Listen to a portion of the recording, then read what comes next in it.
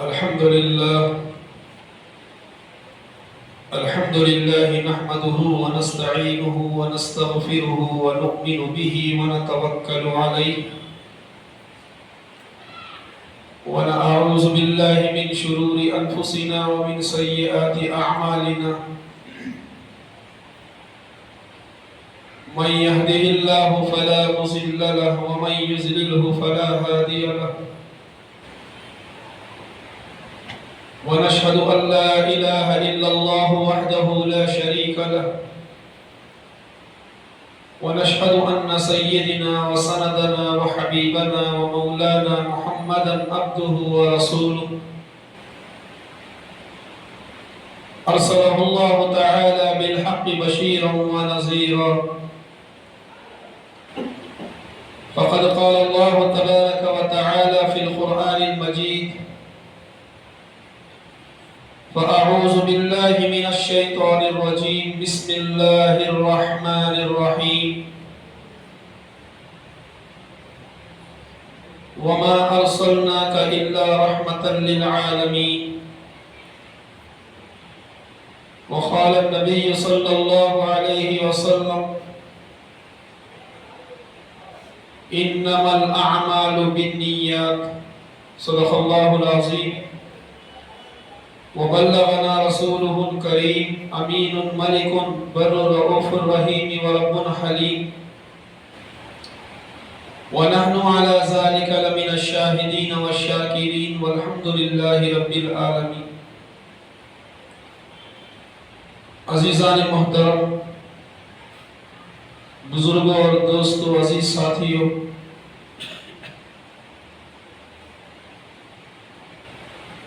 میرے اور آپ کی آقا حضرت محمد مصطفیٰ احمد مجتبی نبی کریم صلی اللہ علیہ وسلم کا ارشاد ہے انما الاعمال بالنیات،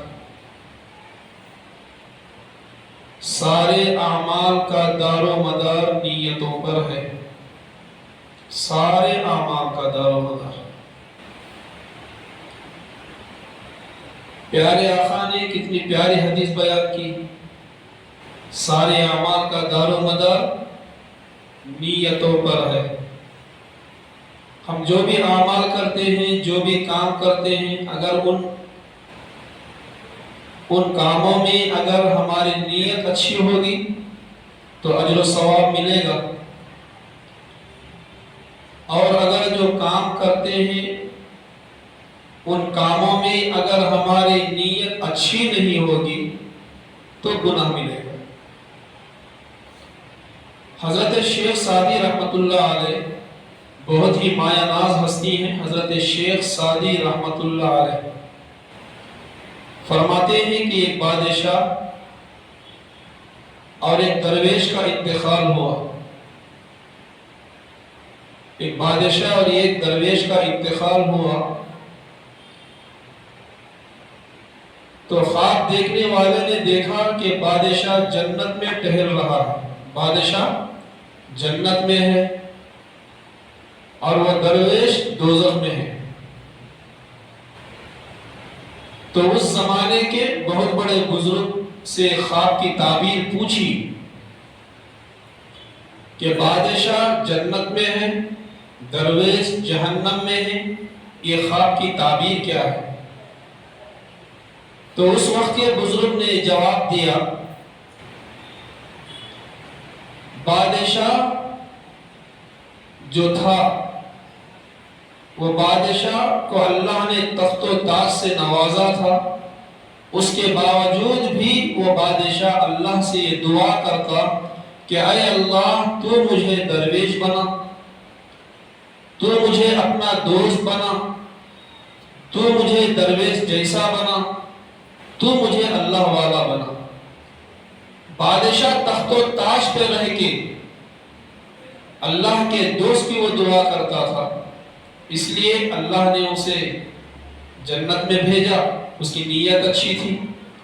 اور جو درویش جو تھا بالکل فقیر تھا، بادشاہ کو دیکھ کر وہ یہ حسرت کرتا کہ اے اللہ تو نے مجھے درویش کیوں بنایا، تو نے مجھے بادشاہ کیوں نہیں بنایا. تو دیکھیں نیتوں پر دار و مدار۔ اسی طریقے سے علماء فرماتے ہیں اگر لوگ مسجد میں آ کر بیٹھے، جب آ کر لوگ مسجد میں بیٹھتے ہیں، مسجد میں بیٹھ کر ان کا دل یہ کہتا ہے حضرت کا بیان کب ختم ہوگا، نماز کب ہوگی، دعا کب ہوگی، میں کب جاؤں گا باہر۔ نیت اگر یہ ہے، مسجد میں ہم بیٹھے ہوئے ہیں، ہماری نیت یہ ہے کہ بیان کب ہوگا، نماز کب ہوگی، میں کب باہر جاؤں گا، تو نیت اگر یہ ہے تو وہ مسجد سے باہر نکل گیا۔ نیت اس کی کیا ہے؟ باہر جانے کی ہے، تو نیت اس کی کیا ہے؟ باہر جانے کی ہے، تو وہ مسجد سے، حالانکہ وہ مسجد میں بیٹھا ہوا ہے مگر وہ باہر نکلا ہوا ہے۔ یہ ایک آدمی ہے جو بازار میں ابھی بھی بیٹھا ہوا ہے، اس کی نیت یہ ہے کہ میرا کام کب ہوگا، میں مسجد کو کب جاؤں گا، اس کا دل جب مسجد میں اٹکا رہے گا حالانکہ وہ بازار میں بیٹھا ہوا ہے، تو علماء نے فرمایا کہ وہ نماز کی حالت میں ہے۔ تو میرے بھائی، تو آپ اسے اندازہ لگائیں کہ جو ہے ہمارے جو اعمال ہیں ہمارے نیتوں پر ہیں۔ ایک صاحب نے گھر خریدا، ایک صاحب نے بہت عالیشان گھر خریدا رہنے کے لیے، اور وہ گھر کے اندر بڑے بڑے روشن دان بھی ہیں، بڑے بڑے کھڑکیاں بھی ہیں جو گھر کے اندر روشنی آ رہی ہے۔ تو اس گھر میں دعا کرنے کے لیے ایک بزرگ کو لے کر گئے، ایک حضرت کو لے کر گئے۔ جب اندر داخل ہوئے تو دیکھا کہ ماشاءاللہ گھر جو ہے بہت ہی عالیشان ہے، گھر کے اندر روشنی پھیلی ہوئی ہے، سورج کی کرن اور روشنی گھر کے اندر آ رہی ہے۔ تو حضرت نے پوچھا صاحب مکان سے، گھر لینے والے سے، کہ آپ نے گھر کیوں خریدا؟ ماشاءاللہ گھر بھی بہت اچھا ہے اور اس میں روشنی بھی ماشاءاللہ بہت اچھی ہے۔ تو میرے بھائی، تو بزرگ نے پوچھا کہ گھر آپ نے کیوں خریدا؟ تو خریدنے والے مالک مکان نے کہا کہ حضرت میں نے گھر اس لیے خریدا ہے کہ گھر کے اندر روشنی اچھی آ رہی ہے۔ کیا کہا مالک مکان نے؟ گھر کے اندر روشنی اچھی آ رہی ہے، روشنی اچھی پھیل رہی ہے۔ تو میرے بھائی، یہ بزرگ نے کہا جس طریقے سے تم نے کہا کہ میں نے گھر اس لیے لیا کہ روشنی اندر آ رہی ہے، اگر تم نے یہ کہا ہوتا کہ یہ کھڑکی سے اگر مجھے مسجد کی آذان اگر سنائی دے گی اس لیے میں نے گھر خریدا تو آپ کو ثواب مل جاتا۔ تو میرے بھائی، تو کیا ہے اس کا کہنے کا مقصد یہ ہے کہ ہم جو بھی اعمال کریں ہمارے نیتیں اچھی ہوں۔ ہم جو بھی اعمال کریں، ہم جو بھی کام کریں، ہمارے اعمال کیسے ہوں؟ بالکل اچھے ہوں، نیت اچھی ہو۔ جب نیت اچھی ہوگی تو ہمارے اعمال بھی اچھے ہوں گے۔ اس کے بعد پھر حضور علیہ السلام کا معمول تھا کہ ہر نماز کے بعد حضور علیہ السلام یہ دعا کرتے تھے۔ اما عائشہ رضی اللہ عنہا سے روایت ہے، تو حضرت عائشہ رضی اللہ عنہا خود فرماتی ہیں میں نے حضور صلی اللہ علیہ وسلم کو اکثر یہ سنا کہ حضور علیہ السلام نماز کے بعد اکثر یہ دعا کرتے تھے۔ وہ دعا کیا ہے؟ اللہم حاسبنی حسابا یسیرا۔ یہ سب ساتھی دعا یاد کر لیں۔ حضور علیہ السلام یہ دعا ہمیشہ ہر نماز کے بعد حضور علیہ السلام یہ دعا کرتے تھے۔ وہ دعا کیا ہے؟ اللہم حاسبنی حسابا یسیرا، اے اللہ میرے حساب میں آسانی عطا فرما۔ کیا فرماتے حضور علیہ السلام؟ اللہم حاسبنی حسابا یسیرا، اللہم حاسبنی حسابا یسیرا، اے اللہ میرے حساب میں آسانی عطا فرما۔ یہ سب ساتھی دعا کو یاد کر لیں۔ اللہم حاسبنی حسابا یسیرا، اے اللہ میرے حساب میں آسانی عطا فرما۔ اما عائشہ رضی اللہ عنہا نے حضور علیہ السلام سے پوچھا یا رسول اللہ صلی اللہ علیہ وسلم آسان حساب مطلب کیا ہے اس کا؟ آسان حساب اس کا مطلب کیا ہے؟ تو حضور علیہ السلام نے فرمایا آسان حساب کا مطلب یہ ہے کہ کل قیامت کے دن جب اللہ تعالی ہمارے نامہ اعمال کھولیں گے، جب اللہ تعالی کل قیامت کے دن ہمارے نامہ اعمال کھولیں گے، نامہ اعمال کھول کے سرسری طور پر دیکھیں گے، صرف اتنا دیکھیں گے، دیکھ کر کہیں گے جا جا جنت میں داخل ہو جا۔ اس کا نام ہے آسان حساب۔ پھر حضور علیہ السلام نے فرمایا اگر اللہ سبحانہ و تعالی قیامت کے دن ہمارے نام اعمال کھولیں گے، کھول کر اگر اس کو پورا چھانیں گے تو حضور علیہ السلام نے فرمایا تو پھر تو وہ ہلاک ہو گیا، پھر تو وہ کیا ہو گیا؟ ہلاک ہو گیا۔ اس لیے میرے بھائی ہر نماز کے بعد ہم کیا کریں؟ اس دعا کو اہتمام کے ساتھ ہم اس دعا کو پڑھیں، اللہم حاسبنی حسابا یسیرا۔ میرے بھائی نماز پڑھتے وقت ہمارا دھیان پورا دنیا کی طرف ہی جاتا، پورا دماغ رہتا۔ حضرت کب جلدی نماز پڑھاتے کہ لوگ بولتے حضرت کیا ہے بڑا سورہ پڑھا کرے نا حضرت، چھوٹا سورہ نہیں پڑھے نا تمہیں۔ تو میرے بھائی جب ہم مسجد کو آئے تو ہمارا دھیان، ہمارا دماغ پورا کام ہو، نماز کی طرف ہمارا دھیان ہو، ہمارا دماغ جو ہے اللہ کی طرف ہو۔ ہمارا دماغ کہاں رہتا؟ پورا بارش ہوتا۔ ذرا سورہ بڑا پڑھا کرے تو بولتے حضرت کیا بڑا سورہ پڑھا کرے نا حضرت آج۔ تو میرے بھائی یہ جو زندگی جو اللہ نے ہمیں دی ہے یہ عبادت کے لیے دی ہے۔ دیکھیں اللہ سبحانہ و تعالیٰ نے جو زندگی دی ہے کس کے لیے دی ہے؟ عبادت کے لیے دی ہے۔ مگر آج ہم پورا وقت جو ہے دنیا کو دے رہے ہیں، پورا وقت۔ آج میرے بھائی آج ہم کیا ہے دنیا کے اندر پھنسکو گڑ گیا، دنیا کے اندر کیا ہو گئی؟ پھنسکو گڑ۔ میرے بھائی پھر حضور علیہ السلام نے فرمایا فرض نمازوں کے علاوہ یہ ایک نماز ایسی ہے جسے ہم لاڈلی نماز بولتے ہیں۔ وہ کون سی نماز ہے بھی؟ تہجد کی نماز۔ وہ نماز کون سی ہے؟ تہجد کی نماز۔ میرے بھائی یہ جو نماز ہے یا تو آپ 2 رکعت سے 4 رکعت پڑھ سکتے ہیں، یا 8 رکعت پڑھ سکتے ہیں، یا 12 رکعت پڑھ سکتے ہیں، مگر پڑھیں۔ یہ نماز پڑھنے کا انعام بہت بڑا ہے۔ حضرت اسماء بنت یزید رضی اللہ عنہ اس کے راوی ہیں۔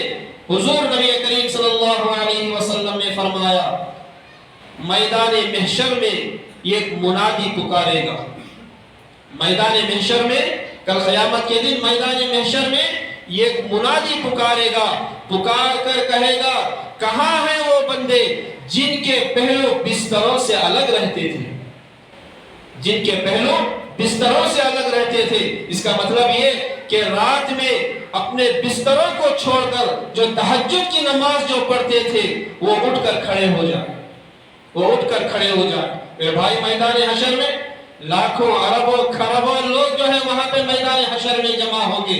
حضور علیہ السلام نے فرمایا اتنے بڑے مجمع میں چند لوگ، بالکل کم تعداد لوگ کھڑے ہوں گے، بالکل کم لوگ کھڑے ہوں گے۔ پھر اللہ تعالیٰ حکم دے گا یہ لوگ جو کھڑے ہوئے ہیں یہ لوگ کیا کریں؟ بغیر حساب و کتاب کے جنت میں داخل ہو جائیں۔ میرے بھائی یہ کتنا بڑا انعام اللہ تعالیٰ نے دیا۔ تہجد کی نماز پڑھنے کے لیے کتنا وقت لگے گا؟ زیادہ سے زیادہ 10 منٹ لگیں گے، زیادہ سے زیادہ 5 منٹ لگیں گے، زیادہ بھی نہیں۔ صرف 4 رکعت پڑھنا ہے، 2 رکعت سے 4 رکعت پڑھنا ہے، 4 رکعت پڑھ لے، دعا کر لے۔ میرے بھائی کتنا بڑا انعام۔ حضور علیہ السلام نے فرمایا قیامت کے دن چند لوگ، بالکل ان کی تعداد کم ہوگی، وہ لوگ کھڑے ہوں گے، وہ لوگ جنت میں داخل ہو جائیں گے۔ پھر اللہ تعالیٰ حکم دے گا اب یہ لوگ جو جنت میں داخل ہو گئے، اب جو باقی ہیں اب ان کا حساب کتاب شروع ہوگا۔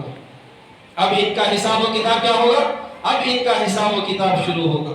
تو میرے بھائی میرا کہنے کا مقصد یہ ہے کہ ہم تہجد کی نماز پڑھنے کی بھی ہم عادت ڈالیں، انشاءاللہ تہجد کی نماز پڑھنے کی بھی ہم عادت ڈالیں۔ اور یہ رات کا آخری حصہ ہے، رات کا جو آخری حصہ ہے، رات میں 4 بجے کے بعد جو ہے یہ جو ہے نماز پڑھ سکتے ہیں، تہجد کی نماز پڑھ سکتے ہیں۔ میرے بھائی اس کے علاوہ حضرت ابو امامہ رضی اللہ عنہ سے روایت ہے، میں نے حضور صلی اللہ علیہ وسلم سے یہ فرماتے ہوئے سنا کہ میرے رب نے مجھے یہ وعدہ فرمایا ہے کہ میری امت کے 70,000 لوگ بغیر حساب کے، بغیر عذاب کے داخل ہوں گے۔ اور اس کی روایت کون کر رہی؟ حضرت ابو امامہ رضی اللہ عنہ اس کے راوی ہیں۔ تو یہ خود فرماتے ہیں میں نے نبی کریم صلی اللہ علیہ وسلم کو یہ فرماتے ہوئے سنا کہ قیامت کے دن اللہ سبحانہ و تعالیٰ یہ فرمائیں گے کہ میری امت کے 70,000 لوگ بغیر حساب کے، بغیر عذاب کے داخل ہوں گے۔ حساب بھی نہیں، عذاب بھی نہیں، بغیر حساب کے داخل ہو رہی تھی۔ پھر حضور علیہ السلام نے فرمایا ان 1000 میں پھر 70,000 لوگ داخل ہو گئے، 1000 میں پھر 70,000 لوگ۔ میرے بھائی اسی طریقے سے سبحانہ و تعالی بغیر حساب و کتاب کے اللہ تعالیٰ جنت میں داخل کرنے والا ہے۔ اس لیے میرے بھائی حضور کا یہ بھی فرمان ہے، جب بھی ہم دعا کریں اللہ سے یہ دعا کریں اے پروردگار مجھے بغیر حساب و کتاب کی جنت میں داخل فرما۔ یہ بھی حضور علیہ السلام کی دعا کے الفاظ ہیں۔ میرے بھائی قرض کیا ہے؟ جن لوگوں نے قرض لیے ہیں قرض ادا کرنے کی کوشش کریں، قرض ادا کرنے کی کوشش کریں۔ ایسا نہیں کہ قرض لے لیا یہ گاؤں چھوڑا دوسرے گاؤں کو بھاگا، ویسا نہیں۔ قرض لے لیا یہ گاؤں چھوڑ کر دوسرے گاؤں کو بھاگا، میرے بھائی یہاں سے تو بھاگ جائے گا مگر بھاگے گا کہاں تک، جائے گا کہاں تک؟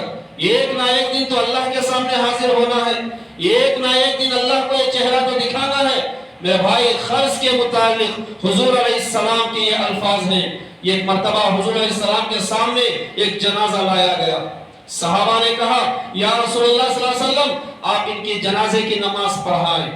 حضور علیہ السلام نے فرمایا کہ اے میرے صحابہ میں اس کی نماز جنازہ نہیں پڑھاؤں گا، میں اس کی نماز جنازہ نہیں پڑھاؤں گا۔ کیوں؟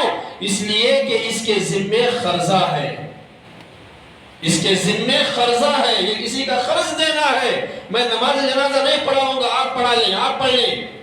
اس وقت حضرت قتادہ رضی اللہ عنہ یہ صحابی رسول ہے، انہوں نے کہا یا رسول اللہ صلی اللہ علیہ وسلم میں اس شخص کی ذمہ داری لیتا ہوں کہ میں اس شخص کا قرض میں ادا کروں گا، اس کا قرض میں ادا کروں گا۔